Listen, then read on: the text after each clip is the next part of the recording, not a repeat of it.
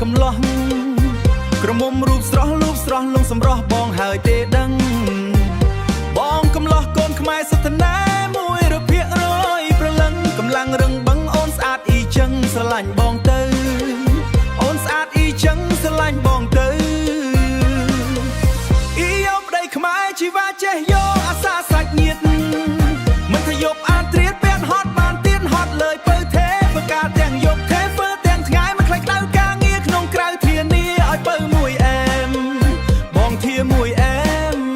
បងធាមួយអែម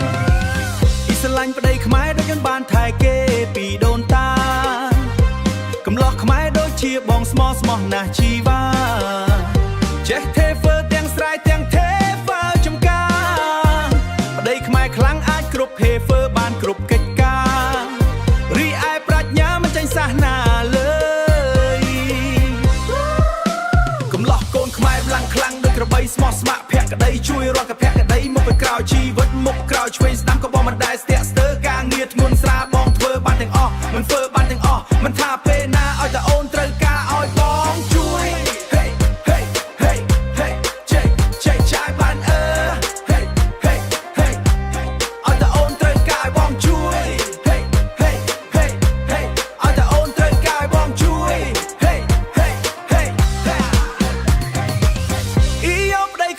ជីវ៉ាចេះយកអាសាសាច់ញាតមិនថាយប់អានត្រៀតពេលហត់បានទៀនហត់លើយពើទេបកាទាំងយប់ទេធ្វើទាំងថ្ងៃមិនខ្លាចក្តៅការងារក្នុងក្រៅធានាឲ្យពើមួយអែមបងធាមួយអែម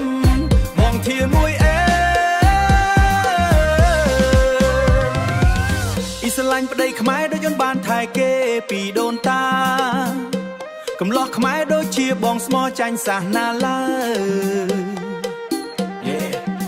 យប់លោះកូនខ្មែរខ្លាំងដូចក្របីស្មោះស្ម័គ្រឆ្វេងស្ដាបងធ្វើបានទាំងអស់មិនថាពេលណាអូនត្រូវការឲ្យបងជួយ